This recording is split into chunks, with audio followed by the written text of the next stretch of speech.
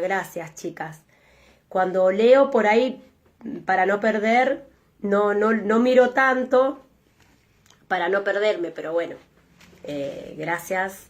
Yo sé que yo también hago lo mismo, por ahí no me puedo conectar hoy y después me conecto otro día. Sí. Así que, Marta, hola. Cuando quieras. Bueno, comenzamos. El capítulo 51. Gorroneando. Gray no estaría tan mal de no ser por los dolores de cabeza. El dolor en el costado había disminuido hasta límites tolerables. Probablemente pensaba tuviera una costilla rota, pero no sería ningún problema mientras no le tocara correr. El ojo herido se empeñaba en no querer girar, pero se le movía dentro de la cuenca y empujaba lo que fuera lo que estaba obstruyendo. ¿El músculo articular? ¿Era así como lo había llamado el doctor Hunter? En un intento de enfocar junto a su compañero, resaltaba doloroso y agotador en sí mismo, pero además le provocaba visión doble y una espantosa jaqueca. Cuando se detenían, ni siquiera podían comer, lo único que deseaba era tenderse a oscura hasta que le pasara aquel dolor pulsátil.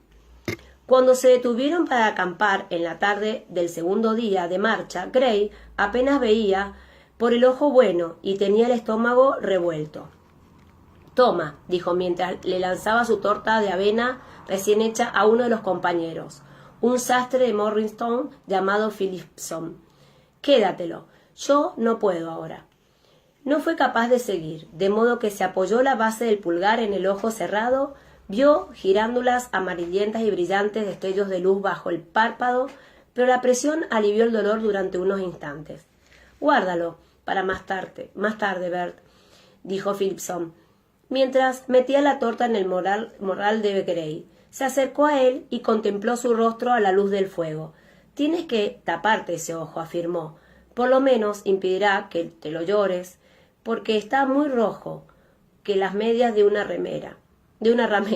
Ya verás». Y tras esas palabras se quitó su raído sombrero de fieltro, sacó del pecho unas tijeras pequeñas, recortó un redondel en el ala, lo frotó con resina de pixea en los bordes para que se le quedara pegado a la piel y por último lo colocó sobre el ojo lastimado y lo sujetó con un pañuelo de topos, cortesía de otro de los hombres de la milicia. Todos se apiñaron a su alrededor para observar. Le dedicaron miradas de sincera preocupación. Le ofrecieron comida y bebida y hasta le indicaron en qué compañía podría encontrar a un médico que le sangrara, etc. Gray, debilitado por el dolor y el cansancio, creyó que estaba a punto de echarse a llorar. Consiguió darle las gracias por su interés y por fin los hombres se marcharon. Tras beber un trago de algo que identificado como pero altamente alcohólico, procedente de la cantimplora de Jacobs, Gray se sentó en el suelo, cerró el ojo bueno, apoyó la cabeza en un tronco y esperó a que disminuyera el dolor pulsátil en las sienes. A pesar de encontrarse mal en el plano físico, en el anímico se sentía reconfortado. Los hombres que lo acompañaban no eran soldados y, gracias a Dios, tampoco formaban ningún ejército, pero seguían siendo hombres unidos por el objetivo común, hombres que se ayudaban unos a otros, y eso era lo que Gray sabía y apreciaba. «Y te traemos nuestras necesidades y deseos, oh Señor Todopoderoso, y te rogamos que bendigas nuestras obras». El reverendo Wadsworth estaba celebrando un breve oficio religioso como todas las noches. Quienes así lo deseaban podrían unirse a él. Quienes no deseaban unirse dedicaban el tiempo a conversar tranquilamente, a hacer pequeñas chapuzas o a tallar madera. Gray no sabía a ciencia cierta dónde estaban. Lo único que sabía que se hallaban en alguna parte al noreste de Filadelfia. De vez en cuando se encontraban con mensajeros a caballo, lo que propiciaba que entre el grupo empezaran a correr rumores y especulaciones como si de pulgas se tratase. Gray no se enteró de que el ejército británico se dirigía hacia el norte, hacia Nueva York, no cabía duda, y de que Washington había salido de Valley Forge con sus tropas y estaba planeando atacar a Clinton en algún punto del camino, pero nadie sabía dónde. Las tropas debían reunirse en un lugar llamado Corley Ferry. Una vez llegados allí, les diría probablemente a dónde se dirigían. No dedicó energías a reflexionar sobre su propia situación. No le costaría escapar en la oscuridad, pero no tenía sentido hacerlo. Si deambulaba por los campos justo antes de que convergieran en un mismo punto las compañías de las milicias y las tropas reguladoras, corría más riesgo de acabar de nuevo bajo la custodia del coronel Smith. Y lo más probable era que éste ordenase de inmediato que lo colgaran, que si se trataba, quedaba con la milicia de Wordsworth. El peligro tal vez se incrementase, sin embargo, cuando se unieran a las tropas de Washington, pero dos ejércitos grandes no podían ocultarse el uno del otro durante mucho tiempo, y tampoco era que pudieran intentar pasar desapercibidos. Si Washington se acercaba a Clinton en algún momento, Gray podría aprovechar fácilmente la ocasión para desertar. Si podía considerarse una deserción y cruzar a las líneas británicas, el único riesgo era que algún centinela en exceso entusiasta le pegara un tiro antes de que tuviera oportunidad de rendirse y dar su nombre. Gratitud, pensó, mientras oía la plegaria del señor Wadsworth en una especie de niebla provocada por el aturdimiento y el dolor, que iba disminuyendo. Sí, bueno, había un par de cosas más que podía añadir a la lista de sus bendiciones. William seguía bajo palabra de honor y por tanto era un no combatiente. El ejército continental había eximido el servicio a James Fraser, de manera que pudiese acompañar de vuelta a Escocia el cuerpo del general de brigada Fraser. Si bien había regresado, ya no estaba en el ejército, por lo que tampoco participaría en aquellas batallas. Su sobrino Henry se estaba recuperando, pero no andaba ni de lejos preparado para entrar en combate. De hecho, no había nadie cuya posible participación en la inminente batalla debiera preocuparle. Si llegaba a producirse una batalla, aunque pensándolo bien, se palpó con una mano el bolsillo vacío de los calzones. Hal. ¿Dónde demonios estaba Hal? Suspiró y luego se relajó, mientras aspiraba el aroma del humo de leña, el perfume de una pinaza y el olor a maíz tostado.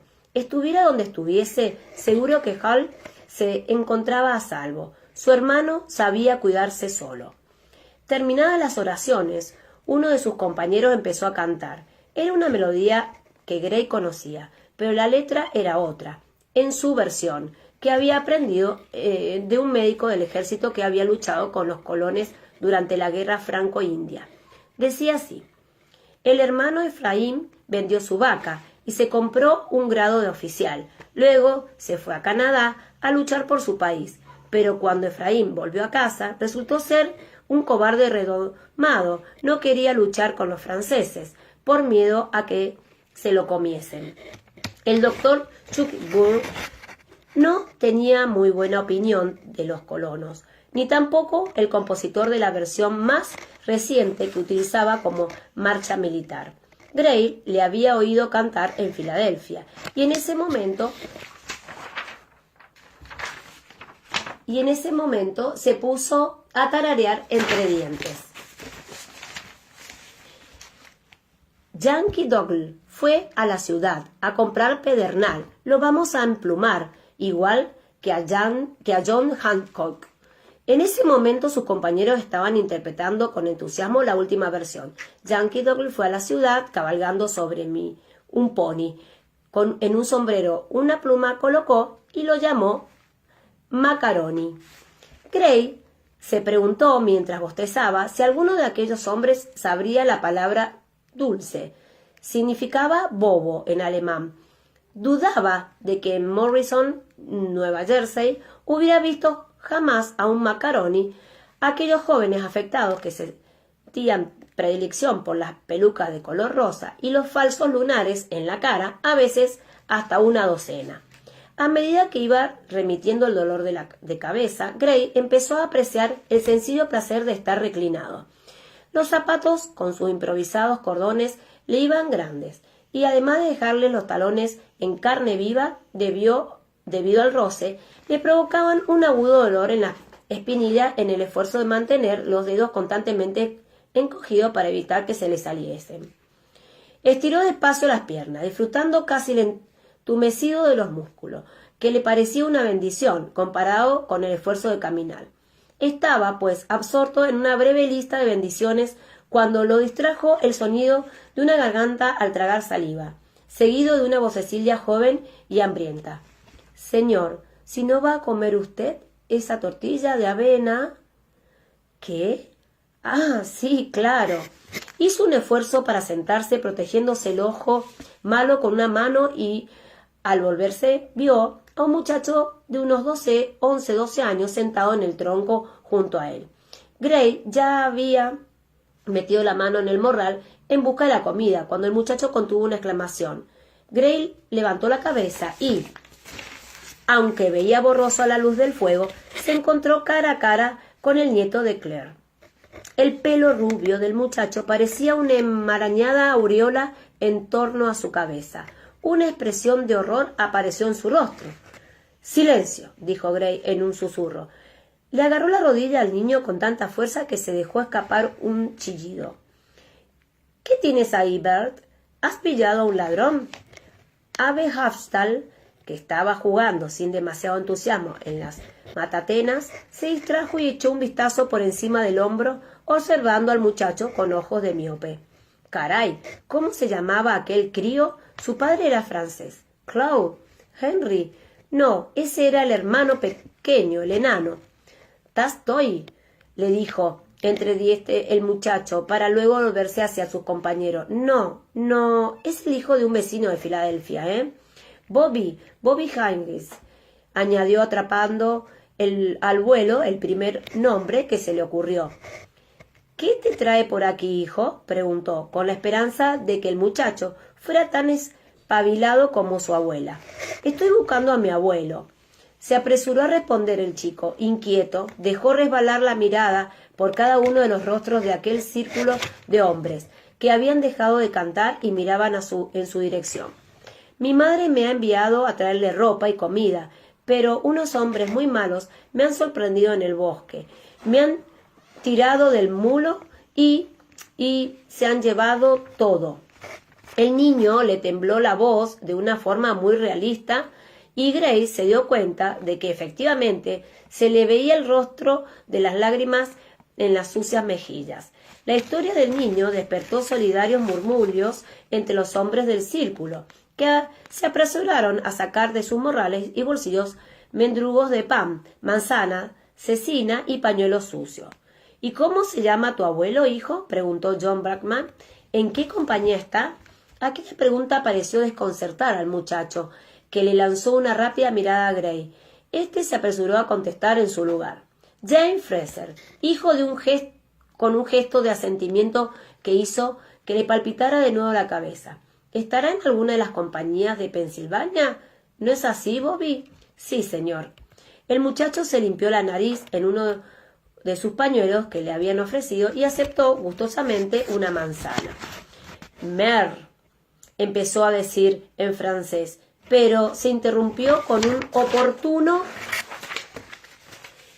carraspeo y se corrigió enseguida. «Muchísimas gracias, señor, y a usted, señor».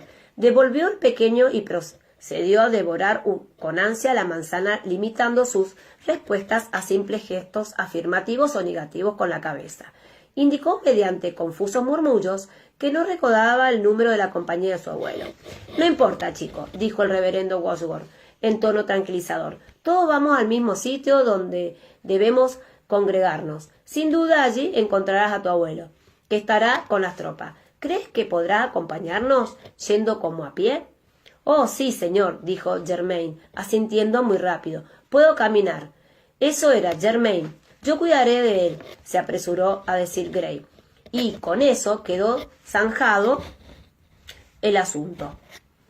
Gray aguardó con impaciencia hasta que todo el mundo hubo olvidado la presencia del muchacho y se hubo ido a dormir. Luego se levantó, a pesar de las protestas de los músculos, y le hizo un gesto con la cabeza a Germain que indicara que lo siguiera.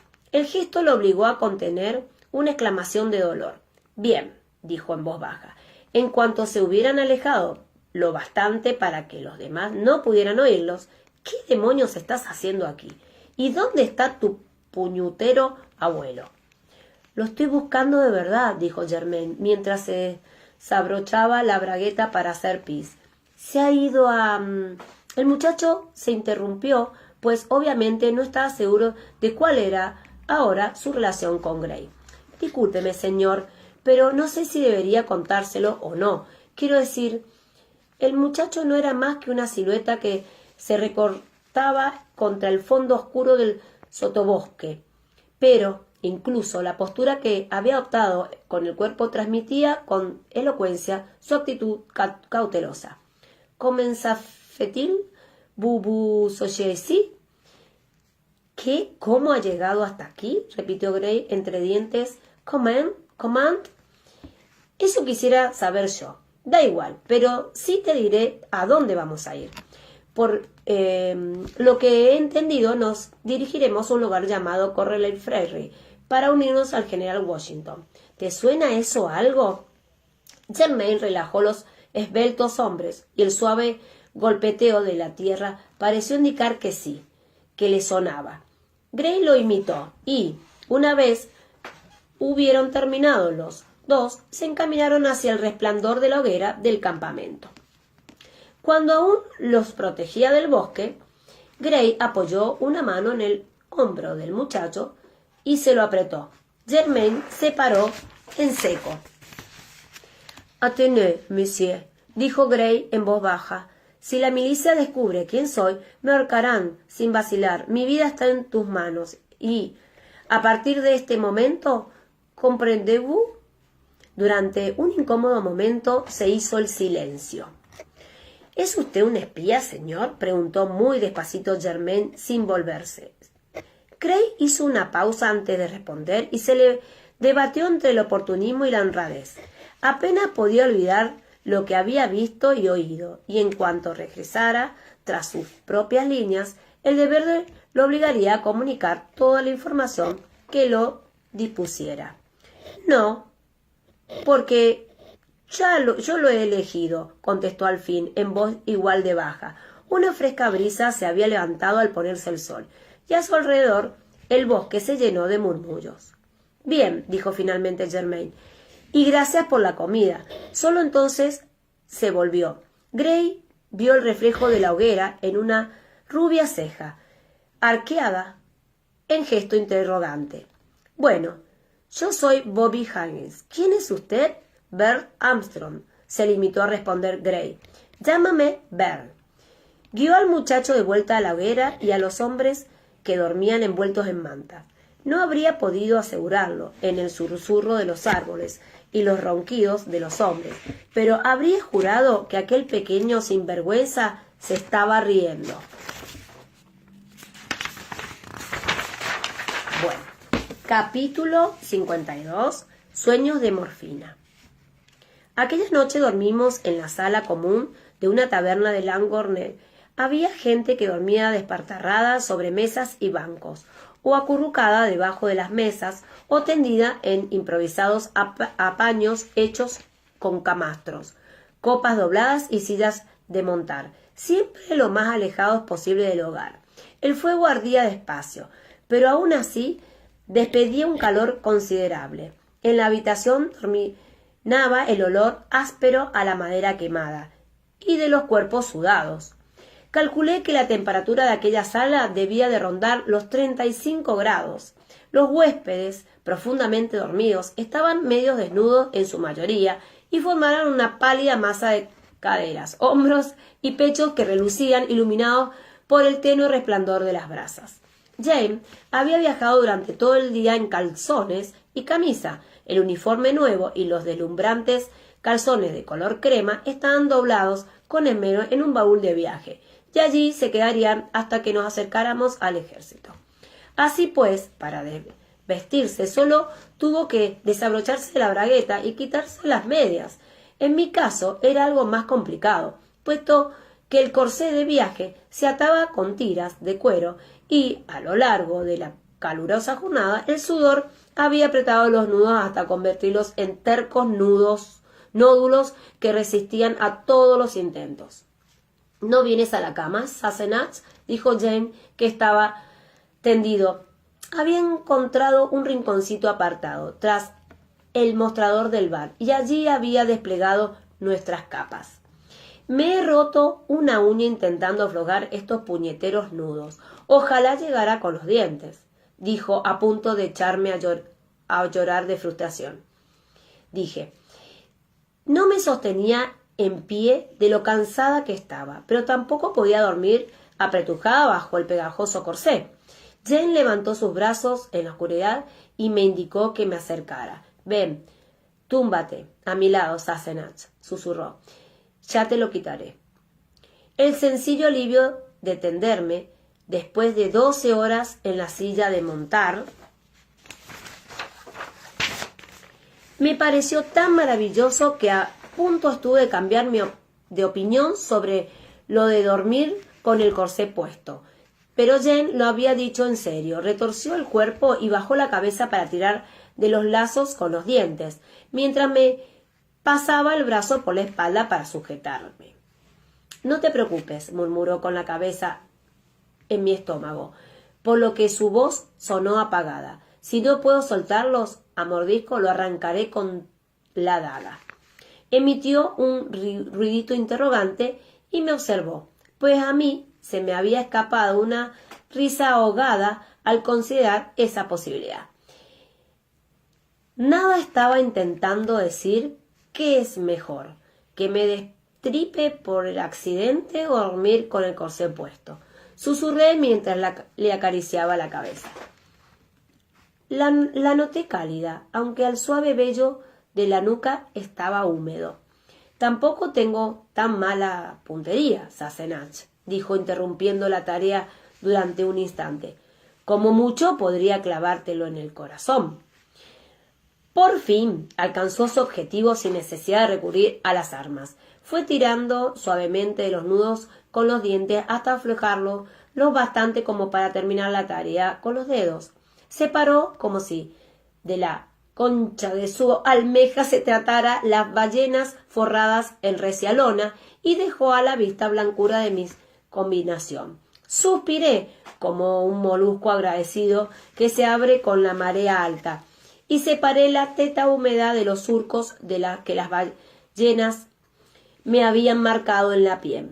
Jane dejó a un lado el corsé, pero se quedó donde estaba con la cara cerca de mis pechos y me acarició los costados con ambas manos. Suspiré de nuevo al notar sus caricias. Lo había hecho por costumbre, pero era una costumbre de la que yo no había disfrutado con los 4 últimos meses y unas caricias a las que había renunciado para siempre. «Estás muy delgada, Sassenach», susurró. «Se te notan las costillas. Mañana buscaré comida». En los últimos días había tenido tantas preocupaciones que ni siquiera había pensado en comer, y en ese momento me sentía demasiado cansada como para tener hambre, pero respondí con un cordial ruidito, al tiempo que le acariciaba el pelo a Jane y perseguía con los dedos la forma de su cráneo. «Te quiero, Aniguian», dijo en voz muy baja. Noté su aliento cálido en la piel. «Yo también te quiero», le respondí en un mismo tono. Le quité la cinta del pelo y le hice la trenza con los dedos. Luego lo obligué a acercar más la cabeza, no como para invitación, sino movida por la repentina necesidad de sentirlo muy cerca y de protegerlo. Jane me besó un pecho y luego giró la cabeza para apoyarla en la curva de mi hombro. Cogió aire con fuerza 2 veces y se quedó dormido de inmediato. El peso de su cuerpo relajado sobre el mío me ofrecía protección y paz al mismo tiempo. «Te quiero», dije, casi sin voz, mientras le estrechaba entre los brazos.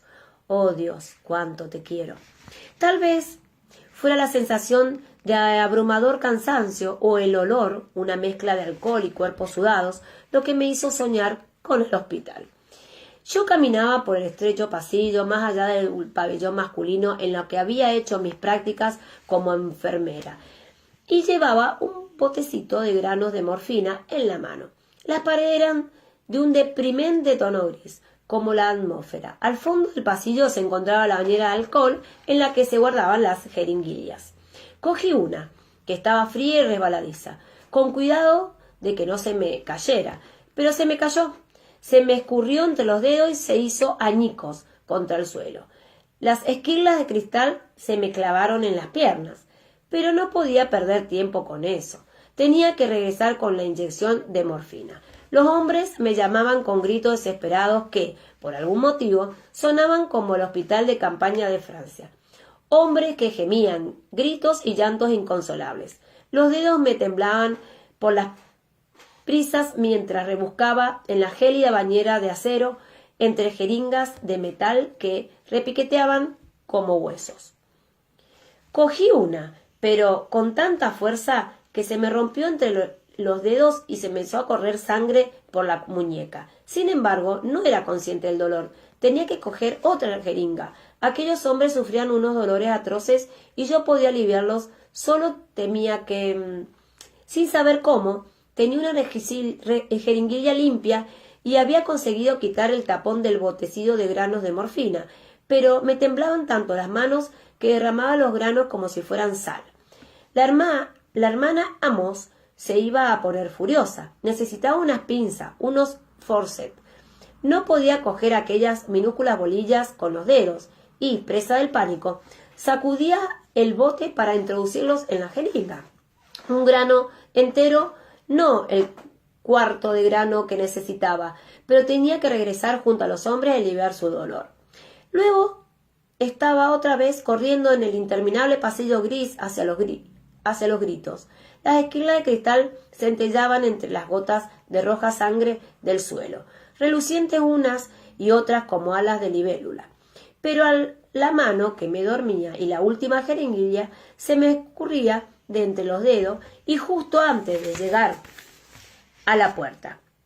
Me desperté con un sobresalto tan grande que casi se me paró el corazón. Respiré humo, mezclado con el olor viciado de la cerveza y de los cuerpos, sin saber dónde estaba. «Dios, Sassenach, ¿estás bien?», dijo Jane, que también se había despertado del golpe. Se apoyó en un codo para mirarme y volví al presente con otro sobresalto como el que había despertado. Tenía el brazo izquierdo dormido del hombro hacia abajo y las mejillas bañadas de lágrimas. Notaba la piel helada. ¿Yo? Sí, solo... Ha sido una pesadilla. Me avergonzaba reconocerlo, como el privilegio de sufrir pesadillas fuera única y exclusivamente de Jane. «Ah», dejó caer junto a mí con un suspiro y me rodeó con un brazo para acercarme a él. Me pasó un pulgar en el rostro, descubrió las lágrimas y las secó como si nada con su camisa. «¿Estás bien? ¿Estás mejor?», me susurró. Asentí y di las gracias por no tener que hablar de ello. «Bien», dijo Jane.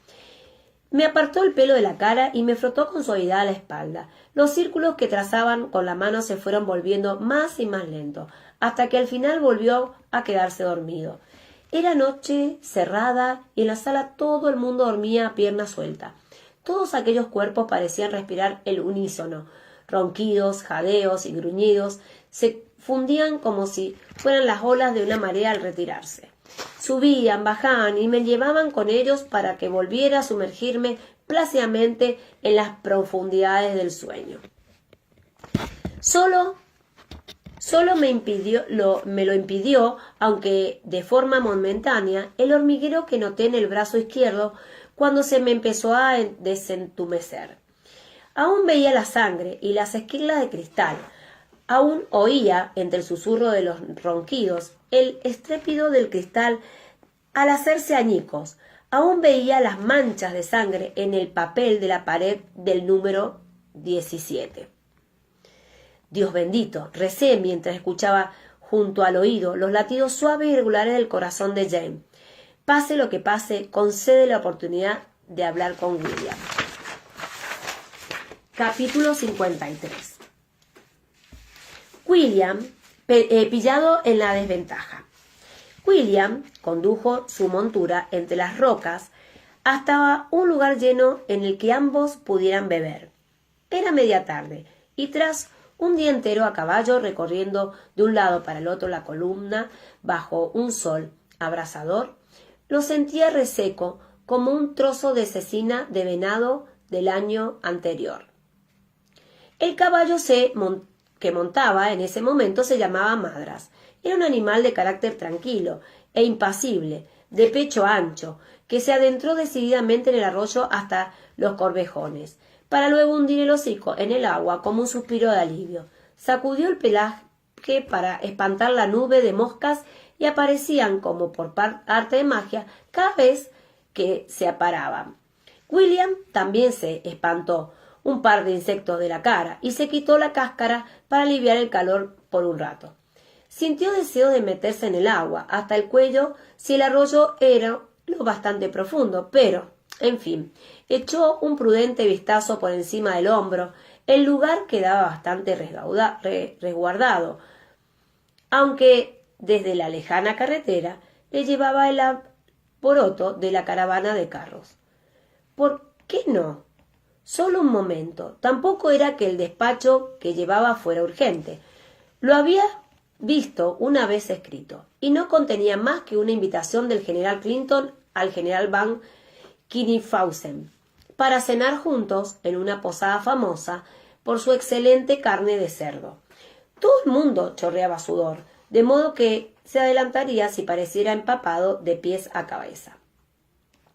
Se quitó a toda velocidad los zapatos, la camisa, las medias, los calzones y la ropa interior, y se adentró desnudo en el agua borboteante. Apenas le llegaba a la cintura, pero le ofreció un reconfortante frescor. Cerró los ojos para disfrutar de aquel maravilloso alivio y volvió a abrirlos bruscamente medio segundo después. ¡William! Madras levantó de golpe la cabeza, con un resoplido nervioso, y roció a William de gotitas de agua, aunque éste apenas reparó en ese detalle, sorprendido como estaba por la presencia de dos jóvenes en la orilla opuesta. —¿Qué demonios haces tú aquí? —dijo William, al tiempo que intentaba encogerse un poco más dentro del agua, aunque sin ser consciente de ello.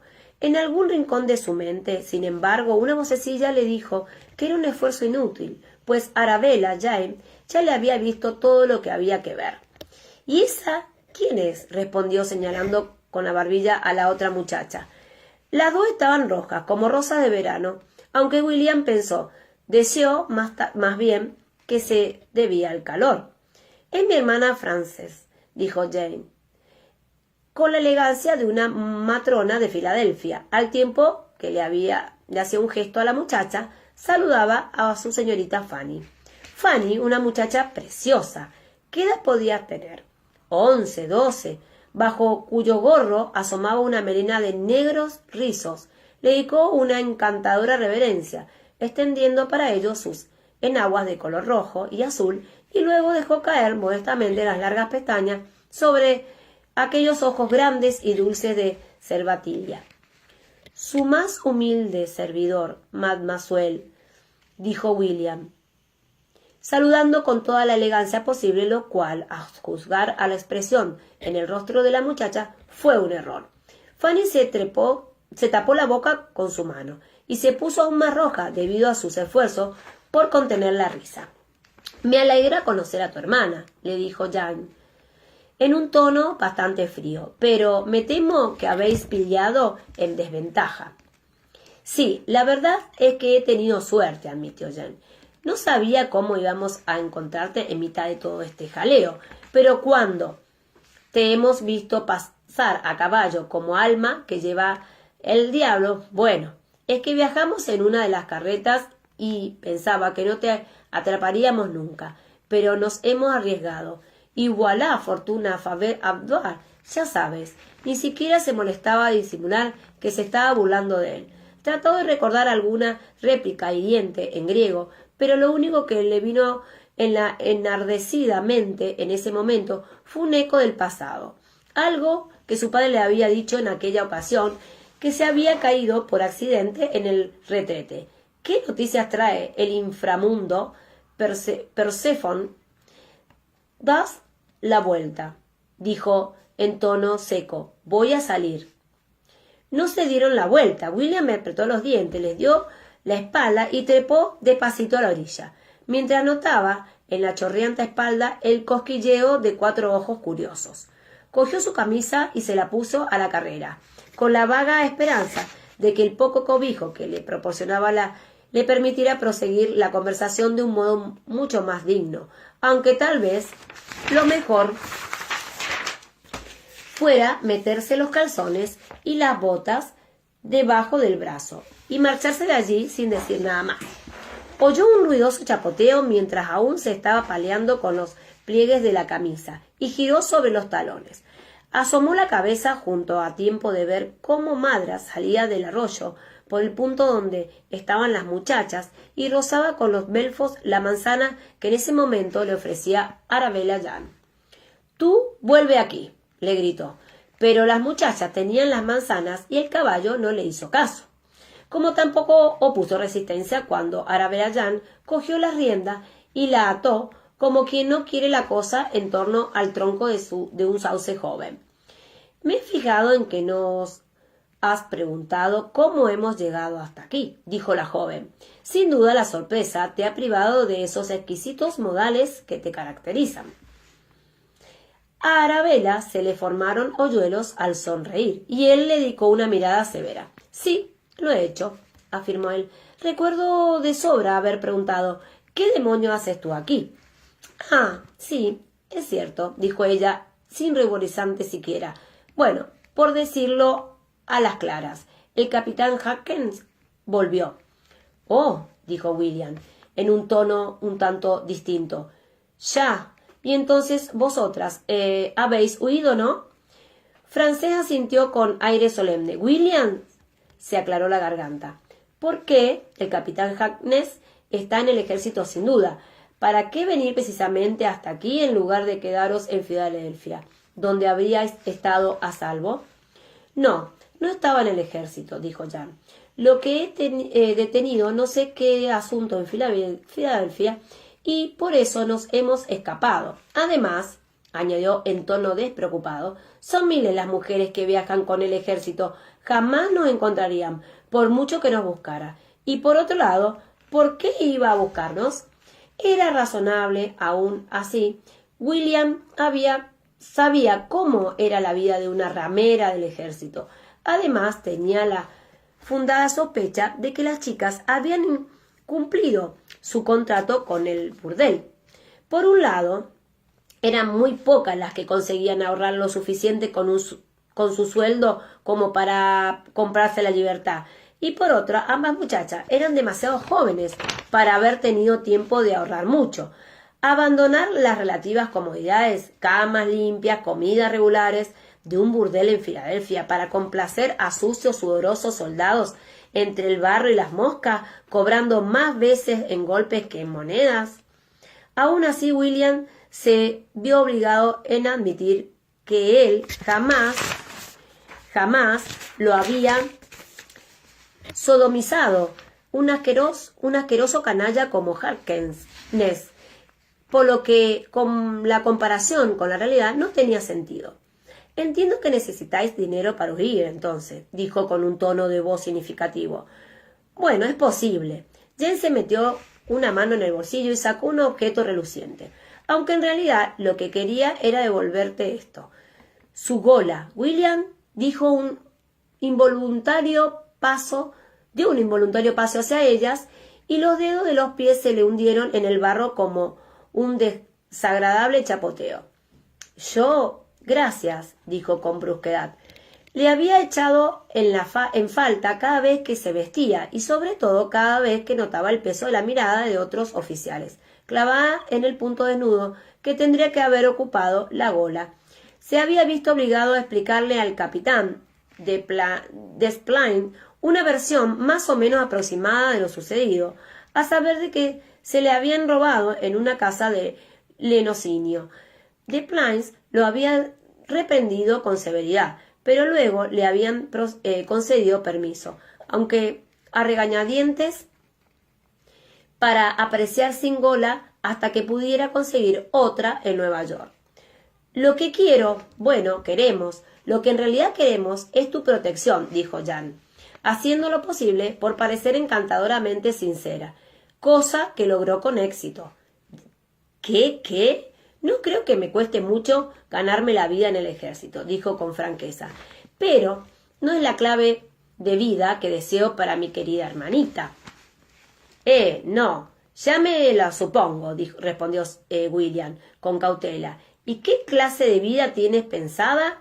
¿Doncella? Estuvo a punto de sugerir en tono sarcástico, pero se contuvo. Al fin y al cabo, ella estaba a punto de volverle la gola. La verdad es que aún no me he decidido, dijo Jan, fijando la mirada en las ondas que formaba el arroyo al pasar sobre las rocas. Pero si pudiera ayudarnos a llegar sanas y salvas a New York y tal vez encontrarnos allí un sitio. William se pasó una mano por la cara para secarse una nueva capa de sudor. No pides mucho, ¿eh? Por un lado, y suponiendo que no le garantizaba la ayuda, no sería de extrañar que ella arrojara la bola al agua en un ataque de rabia, y por otro, Frances era una muchachita preciosa, delicada y pálida como la flor de la campanilla, y en tercer lugar, no podía perder el tiempo discutiendo. Subid al caballo y cruzad el arroyo, dijo con brusquedad. Os buscaré otro sitio en la caravana de carros. Tengo que llevarle un parte a von Kannifausen. Ahora mismo. Pero nos encontraremos esta noche en el campamento del general Clinton. No, esta noche no, porque no regresaré hasta mañana por la mañana.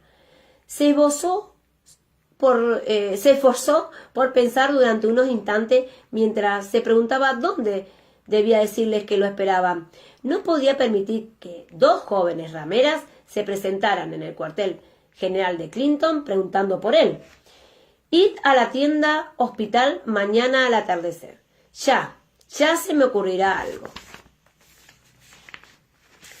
Capítulo 54, en el que conozco a un nabo. Durante la marcha del día siguiente encontramos un mensajero enviado desde el puesto de mando de Washington que con una nota de Jane la leyó apoyado en el tronco de un árbol mientras yo realizaba una discreta visita a una zona próxima de arbustos. ¿Qué dice?, le pregunté según me ponía en pie y me arreglaba la ropa. Aún me impresionaba bastante la idea de que Jane hubiera hablado con George Washington en persona, y el hecho de que en ese momento estuviera leyendo con el ceño fruncido una cara supuestamente escrita en el futuro padre de la nación. 2 o 3 cosas, respondió, escogiéndose de hombros. Tras volver a doblar la nota, se la guardó en el bolsillo, aunque la única noticia importante es que mi brigada estará bajo el mando de Charles Lee. ¿Conoces a Charles Lee?, dije, mientras apoyaba un pie en el estribo y trepaba en la silla. Y lo que sabía, sé cosas de él, y lo que sabía, a juzgar por la forma en que había arqueado las cejas, era problemático. Yo también arqueé las cejas. Jane me observó y sonrió. Lo conocí, ¿sabes?, el mismo día que vi al general Washington, y me propuse averiguar algo más sobre él. O sea, que no te cayó bien, comenté, a lo que él respondió con una risita. No me cayó bien, dijo, mientras espoleaba su caballo. Es ruidoso, descortés, desaliñado, eso lo pude comprobar de primera mano, pero por lo que he venido a averiguar desde entonces, también es envidioso hasta la médula y no se molesta mucho en disimularlo. ¿Envidioso de qué? No de Jane, deseé. De Washington, me respondió, en tono despreocupado, lo cual me sorprendió. Lee cree que debería ser él quien estuviera al mando del ejército continental y no le gustaba mucho hacer el segundón. ¿En serio? Nunca había oído hablar de ningún general Charles Lee, lo cual me parecía raro. Sí era un tipo importante como para tener expectativas razonables en ese sentido. ¿Y sabes por qué piensa tal cosa? Sí, cree que tiene mucha más experiencia militar que Washington. Y puede que eso sea verdad. Estuvo en el ejército británico, participó con éxito en varias campañas, pero aún así prosiguió, escogió un hombro y lo volvió a dejar caer enseguida, olvidándose del general Lee durante unos momentos. No habría accedido a hacer lo que estoy haciendo, de habérmelo pedido Lee. Yo pensaba que en realidad no querías hacerlo. Ya, reflexionó durante unos segundos. De verdad que no quería hacerlo. No quiero, me observó arrepentido. Y de verdad que no quería que estuvieras aquí. Pues voy a estar donde tú estés durante el resto de nuestras vidas, dije, en tono firme, sea una semana o 40 años. Más. Él se rió. Cargamos en silencio durante un rato, pero conscientes los dos de la presencia del otro. Y así había sido desde la conversación que habíamos mantenido en Kinsensing. Te amaré siempre. Me da igual que te acuestes con todo el ejército británico, si quieres. Bueno, no me da igual, pero tampoco me impediría seguir amándote. Te he amado, te he llevado a la cama por lo menos 1000 veces, Asenath. Creo que no estaba prestando atención. No podía haber nadie como tú. No se me había olvidado ni una sola palabra de lo que habíamos dicho, ni a él tampoco, aunque ninguno de los dos había vuelto a hablar del tema. No era que estuviéramos acercando las puntillas el uno al otro, pero sí íbamos tanteando el terreno, buscando el camino hasta el otro, como ya habíamos hecho antes en otras 2 ocasiones. Una, cuando yo había vuelto para descubrir que él estaba en Edimburgo, y la otra al principio, cuando nos habíamos casado a la fuerza, cuando habían sido las circunstancias las que nos habían unido. Solo más tarde nos habíamos unido por decisión propia. ¿Qué te habría gustado ser?, le pregunté de repente, de no haber nacido señor Lallybrook. No lo era. Quiere decir, si mi hermano mayor no hubiera muerto, ¿verdad?, dijo. Una sombra de pesar le cruzó por el rostro, pero enseguida se esfumó. Jane aún echaba de menos al muchacho que había muerto a los 11 años y había hecho recaer el pecho del liderazgo sobre su hermano pequeño, quien había tenido que esforzarse por estar a su altura. Sin embargo, ya hacía mucho que se había acostumbrado a cargar con ese peso. Sí, supongo, dije, pero si hubieras nacido en alguna otra parte, tal vez en el seno de otra familia. Bueno, supongo que en ese caso no sería quien soy, ¿no?, inquirió con una lógica aplastante. Me sonrió. Puede que de vez en cuando proteste un poco por lo que el Señor me ha llamado a hacer, Asenath, pero no tengo ninguna queja acerca de cómo me ha creado.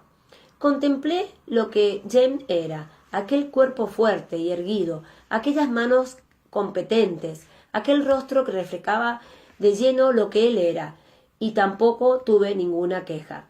Además, dijo, ladeando la cabeza con gesto pensativo, si todo tuviera sido distinto, no te habría tenido a ti, ¿verdad? Ni tampoco tendría a Brianna y a sus críos. Si todo hubiera sido distinto, no le pregunté si creía que su vida, tal y como era, había valido la pena. Jane se inclinó hacia mí y me rozó la mejilla. Ha valido la pena, Asenath, dijo. Para mí, al menos. Me aclaré la garganta. Para mí también. Ian y Rollo nos alcanzaron cuando ya estábamos a pocos kilómetros de Coventry Ferry. Habría oscurecido, pero el resplandor del campamento iluminaba débilmente el cielo. Nos fuimos acercando con cautela, aunque cada medio kilómetro o así nos daba el alto algún centinela surgido de manera siniestra en la oscuridad. Mosquete en ristre. ¿Quién vive? ¿Amigo o enemigo?, preguntó en un tono más teatral el sexto de esos centinelas mientras nos observaba a la luz de la linterna sorda que sostenía en alto. El general Fraser y su esposa, dijo Jane, protegiéndose los ojos con una mano al tiempo que fulminaba al centinela con una mirada. ¿Le parecemos lo bastante amigos? Disimulé una sonrisa cubriéndome con el chal. Jane se había negado a detenerse por el camino para buscar comida y yo me había negado a dejarle comer tocino crudo. Por muy malhumorado que estuviese, las 4 manzanas de Jane no nos habían durado mucho y, puesto que nos habíamos encontrado comida desde la noche anterior, Jane estaba famélico. Cuando tenía el estómago vacío, por lo general se despertaba el energúmeno que dormía dentro, cosa que en aquel momento resultaba más que evidente. Sí, señor general, yo solo... El soldado desvió el haz de luz hacia el rollo y le iluminó de pleno el rostro, lo que provocó un inquietante destello verde en los ojos del animal. Centinela ahogó un grito e Ian se inclinó desde su caballo y colocó la cara, con todos sus tatuajes mohicanos, justo delante de la luz. No te preocupes, nosotros, le dijo al centinela en tono cordial, también somos amigos. Para mi sorpresa, había un asentamiento de considerables dimensiones en Coverley Ferry, con varias posadas y recias casas situadas a orillas del Delaware. Supongo que por eso eligió Washington este lugar como punto de encuentro, ¿no? Le pregunté a Jane. Quiero decir que estaba bien situado y aprovisionado. Sí, por eso, dijo, aunque hablaba con aire distraído. Se había lanzado un poco en los estribos para contemplar el escenario. Hasta la última ventana de la última casa estaba iluminada, pero sobre la puerta de la posada más grande ondeaba una enorme bandera americana, con su círculo de estrellas. Era el cuartel del general Washington, pues. Mi principal preocupación era conseguirle comida a Jane antes de que se encontrara con el general Lee. Por si acaso, era cierta su fama de persona arrogante y temperamental. No sé qué tienen los pelirrojos, pero después de mi larga experiencia con Jane, Brianna y Jamie, había aprendido que si bien todo el mundo se vuelve irritable cuando tienen hambre, un pelirrojo con el estómago vacío era una bomba de relojería andante. Envié a Ian y a Rollo con Jem a buscar al intendente, a averiguar dónde podíamos alojarnos y a descargar la mula, mientras yo recurría a mi olfato en busca de comida.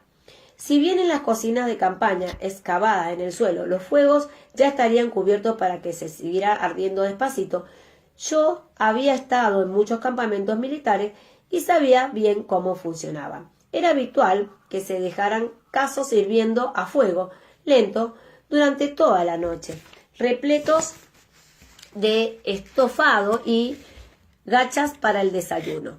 Y más aún, teniendo en cuenta que el ejército perseguía un descanso al general Clinton. Me parecía tan increíble haberlo tratado socialmente solo unos cuantos días antes. Estaba tan absorta en mi búsqueda que no había visto al hombre que me acababa de surgir de la penumbra, pero por lo que casi tropecé con él. El hombre me sujetó por los brazos, trastabillamos los dos un poco, medio aturdidos, antes de recuperar el equilibrio. «Perdón, madame, me temo que le acabo de pisar», dijo el francés, una voz joven, muy preocupada. Al levantar la cabeza, lo encontré con el angustiado rostro de un hombre muy joven. Iba en calzones y mangas de camisa, pero me di cuenta de que las mangas de la camisa en cuestión acababan en unos puños de encaje muy recargados. Un oficial, pues, a pesar de su juventud. «Bueno, la verdad es que sí», dije gentilmente, «pero no se inquiete, no estoy herida». «Je suis tellement désolé, je suis una bête», exclamó dándose un golpe en la frente.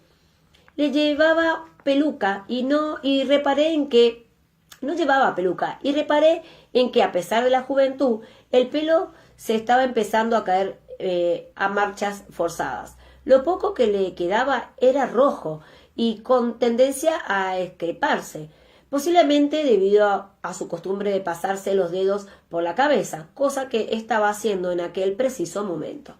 «Tonterías», dije en francés, echándome a reír. No es usted ningún nabo. Oh, sí lo soy, repuso, pasando al inglés. Me sonrió con un aire encantador. Una vez le di un pisotón a la reina de Francia. Ah, Sa Majestad, no fue tan cortés como usted. Me llamó nabo. Pero, en fin, si no lo hubiera pisado... Me obligaron a abandonar la corte, ¿sabe? Si no lo hubiera pisado, no habría venido jamás a América, así que tampoco debo lamentar del todo mi torpeza. N'est-ce pas? Era un hombre sumamente alegre y apestada en vino, lo cual no era del todo raro. Pero dado que también era sumamente francés, a todas luces rico y muy joven, empecé a pensar que... ¿Acaso tengo el honor de dirigirme a Maldición? ¿Cuál era su título actual? Siempre y cuando fuera de verdad. Perdón, madame, exclamó, y al tiempo que me cogía una mano hizo una reverencia y me la besó. Mary Joseph Paul, Yves Roches Gilbert Dimitier, Marqués de la Fayette, a votre service. Me pareció entender Lafayette en mitad de aquel torrente de sílabas galas, y noté ese extraño nudo de emoción que me hacía cada vez que conocía a alguien de cuya existencia sabía por la historia, aunque un realismo tan sobrio como frío me decía que esas personas no eran, por lo general, más notables que aquellas otras, lo bastante prudentes o afortunadas como para no acabar adornando la historia como sangre en sus entrañas. Recobré lo suficiente la compostura como para decirle que era Madame la esposa del general Fraser y que estaba segura de que mi esposo acudiría en breve a presentarle sus respetos, en cuanto yo hubiera encontrado algo para la cena. «Pero tienen ustedes que venir a cenar conmigo, Madame», dijo. Puesto que no había soltado aún la mano, le costó muy poco apoyármela acómodamente en su codo y conducirme acto seguido hacia un edificio grande que parecía una especie de posada. Era justo una posada, aunque requisada por los rebeldes y convertida en el cuartel general del general Washington. Cosa que descubrí cuando Le Marquis me hizo pasar bajo un estandarte que ondeaba y cruzar el bar que llevaba en último término a un enorme salón posterior desde un buen número de oficiales estaban en ese momento sentados a la mesa, presidida por un hombre grandote, que no era un esclavo a la imagen, que parecía en los billetes del dólar, pero se le asemejaba bastante. «Mont general», dijo el marqués, saludando con una reverencia al general para señalarme después a mí.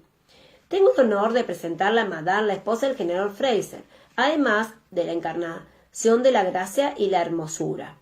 La mesa en pleno se levantó. Entre el chirrido de los bancos de madera y los hombres, de hecho eran solo 6, me saludaron uno a uno como si una reverencia mientras iban murmurando «¿Para servirla?» o «Su humilde servidor, señora», hasta Washington, que había puesto de pie en la cabecera de la mesa. «Madre mía, pero si es tan alto como James», pensé, para dedicarme una muy ceremoniosa reverencia con la mano en el pecho. «Me siento honrado por su presencia, señora Fraser», dijo con un suave acento de Virginia. «Me atrevo a suponer que ha venido con su esposo». Por un segundo sentí el alocado impulso de responder: «No, me ha mandado a mí a luchar», pero conseguí contenerme. «Es así», respondí. Señalé con un gesto de impotencia hacia la puerta donde, en ese preciso instante y con un envidiable don de oportunidad, apareció James, que se iba quitando la pinaza de las mangas, mientras le decía algo a Ian, el cual se encontraba justo detrás de él. «Así que estás aquí», exclamó al verme. «Alguien me ha dicho que te habías marchado con un francés un poco raro». «¿Qué?». Se interrumpió de golpe al darse cuenta de que yo no hallaba acompañada únicamente por el francés un poco raro. La mesa al completo se echó a reír, mientras Lafayette corría hacia James y con una expresión radiante le cogía una mano. Mon frère d'Armés, dijo. Unió ambos talones, por reflejo sin duda, y saludó con una inclinación de cabeza. Le pido disculpas, prosiguió el marqués, por haber robado a su encantadora esposa. Señor, permítame que lo compense invitándolos a cenar. Había coincidido antes que Anthony Wayne en Ticonderoga, por lo que me alegré de volver a verlo. También me alegró ver a Dan Morgan, que me saludó con un sincero beso en ambas mejillas, y admito que asimismo me produjo cierta emoción que George Washington me besara la mano, aunque percibí la halitosis que acompañaba sus conocidos problemas dentales. Me presenté como apañármelas para tener la oportunidad de echarle un vistazo a esos dientes, pero abandoné de inmediato la idea, tras la llegada de una procesión de sirvientes cargados con bandejas de pescado frito, pollo asado, galletas de mantequilla con miel y una sorprendente variedad de quesos curados, que el marqués había hecho traer de Francia, como él mismo me comentó. Pruebe este, me apremió tras cortar una tajada de un roquefort de vetas verdes, extremadamente oloroso, que se migajaba con facilidad. Nathanael Green, que estaba sentado al otro lado del marqués, se tapó la nariz a hurtadillas, y me dedicó una sonrisa discreta. Se la devolví, aunque de hecho a mí me gustaba bastante los quesos de sabor fuerte. Y no era la única. Rollo, que había entrado desde luego con el joven Ian y estaba en ese momento sentado tras él, justo enfrente de mí, levantó la cabeza y colocó su largo y peludo hocico entre Ian y el general Lee, al tiempo que olisqueaba el queso con interés. ¡Dios bendito! Al parecer Lee no se había percatado hasta entonces de la presencia del perro y se apartó bruscamente a un lado, con lo que acabó casi en el regazo de Jane. El movimiento distrajo a Rollo, que se volvió hacia Lee y lo olisqueó con mucha atención. El pobre perro no tenía la culpa. Charles Lee era un hombre alto y delgado, con una nariz larga y fina y los peores modales en la mesa que yo había visto, desde que Jamie había aprendido a utilizar la cuchara. No solo hablaba con la boca llena y masticaba con la boca abierta, sino que era dado a hacer grandes aspavientos mientras tenía cosas en la mano. Como resultado de esa costumbre, en la pechera del uniforme lucía manchas de huevo, sopa, gelatina y otras sustancias más difíciles de identificar. Aparte de eso, era un hombre divertido e ingenioso, a quienes los demás contemplaban con cierta deferencia. Me pregunté por qué, a diferencia de otros caballeros sentados a la mesa, Charles Lee nunca había alcanzado renombre como figura revolucionaria y trataba a quienes sí lo habían alcanzado con cierto no era desdén, por descontarlo, paternalismo quizás. Yo estaba muy entretenida charlando con el marqués, básicamente, que estaba esforzando en resultarme de lo más encantador. Me contó lo mucho que echa de menos a su esposa. Dios bendito, me dije, ¿cuántos años podía tener? No aparentaba más de 20, la verdad.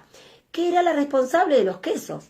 No era que lo hubiera hecho ella, sino que procedían de su finca de Chavagnac, que su esposa gestionaba de forma más que competente mientras él estaba lejos. De vez en cuando, sin embargo, me fijaba en Jane. Participaba en la conversación, desde luego, pero me di cuenta de que dejaba vagar la mirada por la mesa, como si analizara o juzgara a los presentes. Y la mayoría de las veces su mirada acababa en el general Lee, que estaba justo a su lado. Por supuesto, Jane conocía bien a Wayne y a Morgan, y sabía lo que yo había podido contarle de Washington y Lafayette. Dios, recé para que lo que ya sabía de ellos fuera más o menos exacto, aunque así no era así. Me dije, tampoco tardaríamos mucho en descubrirlo. Trajeron Oporto. Prueba inequívoca de quien ofrecía aquella cena era el marqués. Tuve la clara impresión de que el alto mando del ejército continental no siempre comía tan bien. Los hombres se habían pasado buena parte de la cena eludiendo el tema de la inminente batalla, pero no me cupo de ella, de que esa cuestión se acechaba como una tormenta que se acercaba, con sus negros nubarrones y sus fascinantes relámpagos. Me empecé a acomodar las faldas y a indicar con gestos discretos que me estaba preparando para marcharme y vi que James, sentado junto a Lee, al otro lado de la mesa, se daba cuenta que me sonreía. Lee también lo advirtió. Había estado completamente el escote en mirada ausente y dejó a medias la anécdota que en ese instante le estaba contando a Ian, sentado al otro lado. Ha sido todo un placer conocerla, señora, dijo con cordialidad. Su esposo nos ha hecho un gran honor permitiéndonos disfrutar de su presencia.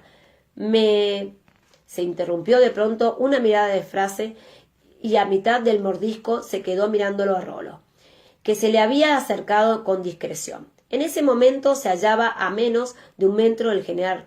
Dado que el banco en el que Lee estaba sentado era muy largo y que Rollo era muy grande, la cabeza del hombre y la del perro quedaron más o menos a la misma altura. —¿Por qué me mira así, este perrito? —preguntó Lee, al tiempo que se volvía hacia Ian y lo fulminaba con la mirada. —Creo que está esperando a ver qué es lo próximo que se le cae —dijo Ian, que siguió masticando tan tranquilo. —Si yo estuviera en su lugar, señor —intervino James muy educadamente—, dejaría caer algo enseguida. Ian, Rollo y yo nos despedimos de los generales y nos perdimos en la oscuridad en busca de nuestras camas, escoltados por una ordenanza que llevaba un quinqué. Había fuegos encendidos por todas las orillas del baluar y en la mayoría de los botes del río también resplandecían fuegos o quinqués cuyas luces brillaban en el agua como bancos de pececillos. —¿Sabes algo acerca del hombre que estaba sentado a tu lado? —le pregunté a Ian en mi escaso gaélico. Ian se echó a reír. Él y James se echaban a reír cada vez más que yo hablaba en gaélico, pero encogió un hombro en un gesto negativo. —No, pero lo averiguaré —dijo—. Es inglés, eso sí, te lo puedo decir. Había utilizado la palabra Sassenach y me sorprendió un poco. Yo hacía desde la última vez que había oído a un escocés utilizar ese término en sentido propio. Sí, lo es. Creo que eso cambia algo.